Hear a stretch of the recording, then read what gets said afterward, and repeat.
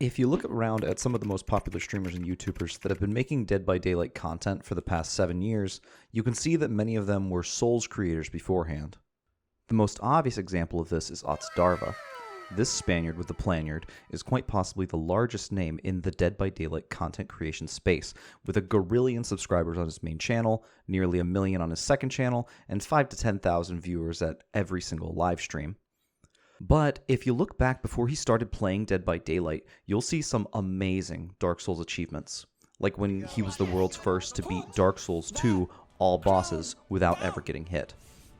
Other content creators like Scott Jund, Ouroboros, and Jen Denise also had a background in the Dark Souls space long before Dead by Daylight even existed. And if you couldn't tell by my name or content, I was also autistically obsessed with Dark Souls for years before becoming autistically obsessed with Dead by Daylight. And the question here is why? Why does a fantasy action RPG series have so many shared fans with a horror game that has such a niche concept like Dead by Daylight? Carriers of the accursed dark side.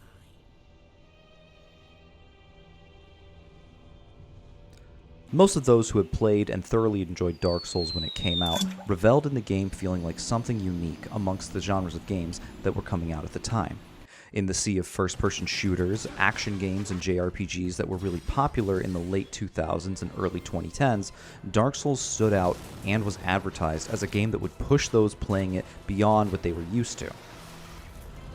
Difficulty in games at the time was essentially limited to a slider on the home menu that gave players less resources, less effective health, or simply places more or more difficult enemies into the game. You would usually see a menu option that would say something like Rookie, Marine, Killing Machine, or God of Ultra Death, and that was just the way that games were. That was the standard. Having the difficulty of a game being baked into the gameplay directly without a way to make it easier for players wasn't something that had really been done in a AAA game since early game development days. And for good reason, too. The more accessible that you make a game, the more people that will play it, which means more money, and so on and so forth. But Dark Souls managed to do so well, as it was a breath of fresh air and really resonated with members of the gaming community who enjoyed a challenge in video games. And the melding together of single-player and multiplayer into the campaign of the game was a very unique experience at the time. Dead by Daylight, in a similar way, provides a much-needed, unique gaming experience in a market that's somewhat oversaturated with certain genres of games.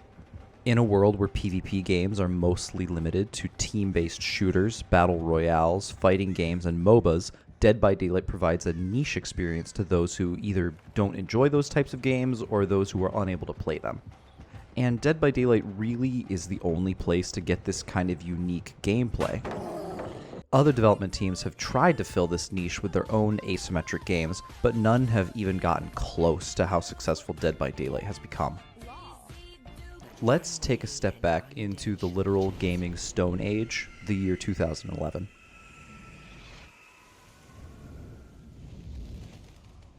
Dark Souls has come out this year, and it's fun and good, and people really like it, especially me at the ripe old age of 15.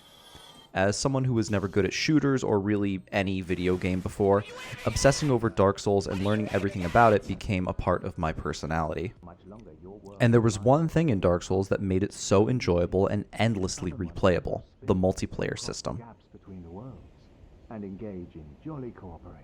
How the system works is that all the players for Dark Souls are simultaneously online, and when you use a humanity at a bonfire, you can then connect to other people, either summoning friendly phantoms to assist you, or having decidedly unfriendly dark spirits invade your world and kill you for the humanity that you used.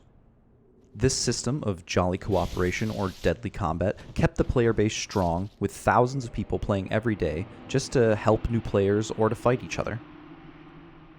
People would even summon friendly phantoms just to hang around and get invaded by dark spirits in order to gang up on them and beat them to death for trying to kill innocent hosts. And there was no place more prevalent for this than the Forest Hunter's Woods. In the Forest Hunter's Woods, people would congregate with white phantoms every day to try and beat the hell out of every invader they could, and the invaders would fight back and try to kill the hosts. This was some of the first asymmetrical PvP that could be found in video games, as there could be up to 3 invaders and up to 3 invadees, allowing for an interesting mix of dynamics among the players. Forest PvP in Dark Souls is essentially like playing Survivor in Dead by Daylight. They both take the same skills in order to do so. When you invade into the forest, you have your goal of killing the host, of course, but your main goal is to survive the barrage of attacks that are going to be flying at you the second that you spawn in. It has become a game about exit strategy and smart movement in order to avoid getting annihilated by the other side. But when you invade anywhere else in Dark Souls, it's a lot more like playing Killer in Dead by Daylight. The skills that you need to succeed are wildly different. This time, you are hunting down the host, and it then becomes a game about tracking, map knowledge, good pathing, and time management, as you have to find and kill the host before they can escape into the boss fog.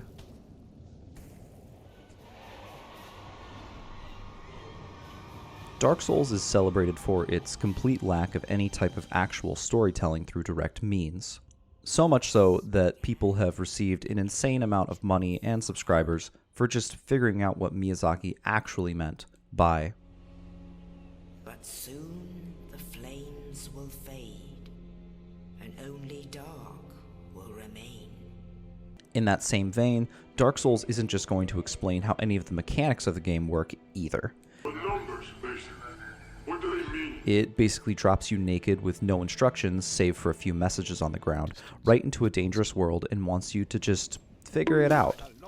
Much like a turtle who lays her eggs on a beach and then leaves to go eat some plastic bags. But unlike a newly hatched turtle, you have access to the internet, and all of the game knowledge that comes with it.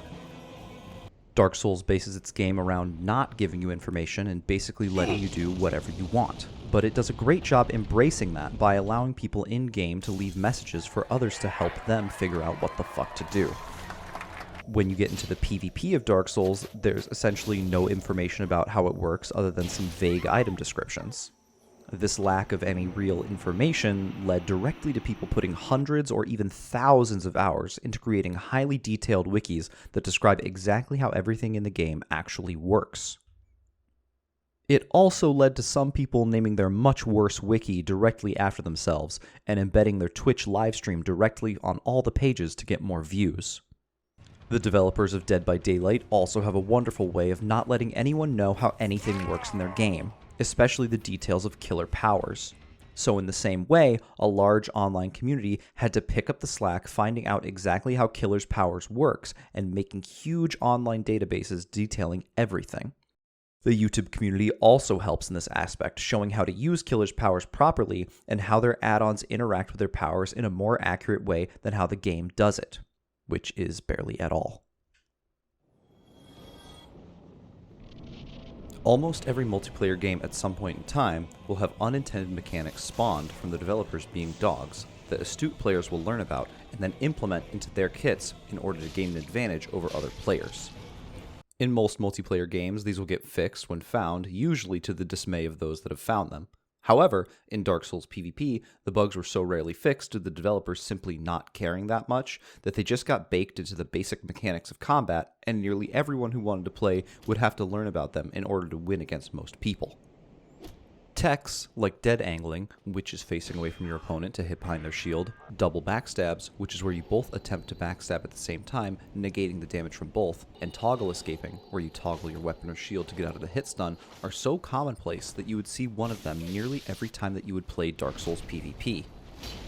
In much the same way, the developers of Dead by Daylight tend to be unable to fix some bugs that certain killers or survivors have, but just like in Dark Souls PvP, the bugs don't detriment the gameplay at all, but deepen it, in a way that some of the intended mechanics can't always do. Curving your chainsaw as Hillbilly is a perfect example of this, since it's completely unintended from the developers, but makes the killer more fun to go against, more fun to play as, and generally adds a lot more interaction to him.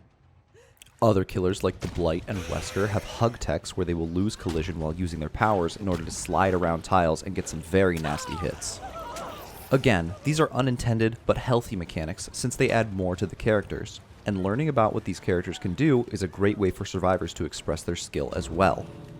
These techs lead to a deeper knit community where information is shared in an ongoing arms race for superiority over other players, and while some may try to gatekeep their information to avoid it getting patched out or used too much, most tend to enjoy when people are able to know as much as possible about the game if they're willing to learn.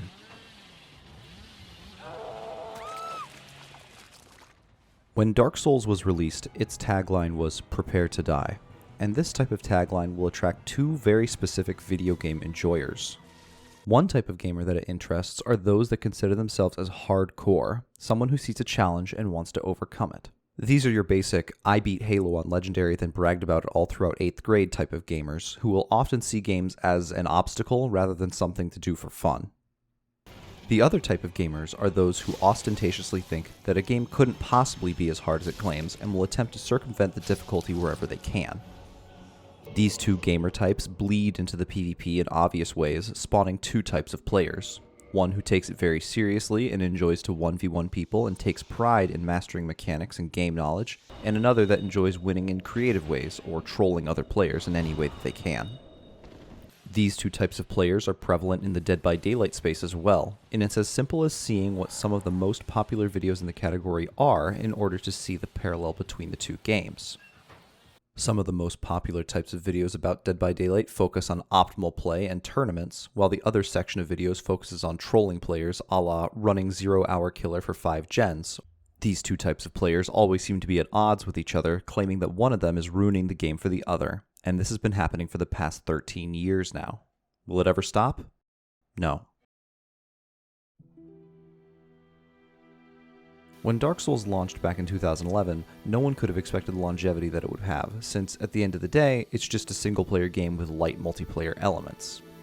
However, from the 3 years between Dark Souls 1 and Dark Souls 2 releasing, there wasn't a huge drop-off of new players to invade or forest or 1v1 PvP to be had. I remember personally coming home from school, hopping on Dark Souls and invading for hours nearly every day for years, always having new experiences and playing against new and returning players along with making some friends. And maybe one or two salty Xbox messages also. Right, I'll tell you what, you fat little cunt. When Dark Souls 2 released, the team behind it missed the mark pretty badly when it came to the asymmetrical PvP that people really enjoyed in the forest and all over. You were able to invade people anywhere, with no restrictions, which led to more invasions being possible, but the implementation of strict 1v1 PvP arenas severely cut the amount of invaders that were just looking to fight somebody, and the lack of a place where multiple people could invade at the same time really hurt it in the long run. When Dark Souls 3 released in March of 2016, many of those issues were fixed, but it came with its own set of new issues. First, when invading somewhere, you would prioritize invading those who had summoned phantoms. The more phantoms they had, the more likely you were to go there. In and of itself, that's not a bad decision. Fighting against multiple people is kind of the whole point of invading. But in Dark Souls 3, the netcode had gotten so good that as soon as one of the phantoms was taken out, the host could summon a new one, leading to an endless wave of phantoms spawning and protecting the host until you were eventually killed. These wars of attrition between phantoms and invaders really dulled down the PvP for me personally. It really destroyed my passion for actually wanting to go out and invade and fight people anymore, because the invasions would always lead to summoning another phantom, summoning another phantom, summoning another phantom, and it would never end. And even if you were able to whittle down all the phantoms and finally get to the host and take them down before they were able to summon another person, the victory always seemed bittersweet because of how long it took to actually get to that point.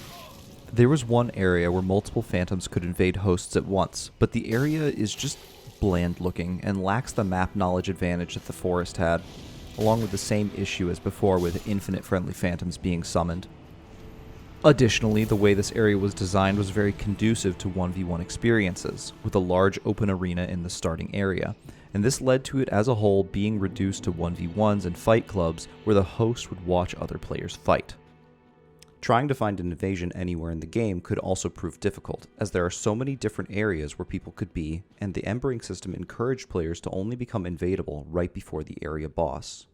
While recording this video, I was only able to get 3 invasions total over a period of several hours, which shows me just how dead the multiplayer truly is. The PvP in Dark Souls 3 also lacked the depth that Dark Souls 1 and 2 had, with most things being countered by spamming roll or having hyper armor on large weapons, while having a barely usable poise system and a boring magic system. Dead by Daylight came out in June of that same year, and within the next 2 years, most people who played and enjoyed Dark Souls PvP had hopped on it to find a familiar experience that had the same charm and appeal that had captivated them all those years ago. Dead by Daylight had everything that a Dark Souls PvP player could enjoy, which is why I became so obsessed with it nearly 5 years ago now. Nothing had recaptured the wonder and magic that the original Dark Souls PvP did, and I doubt anything else ever will again. Certainly not anything made by FromSoft. Thank you so much for watching. If you liked this video, consider liking and subscribing for more content on the horizon soon. And if you want to watch something else right now, we've got plenty of other videos here. And I'm also going to be streaming live on Twitch this weekend, so if you want to come watch me record more stuff, then feel free to do so. Thank you so much.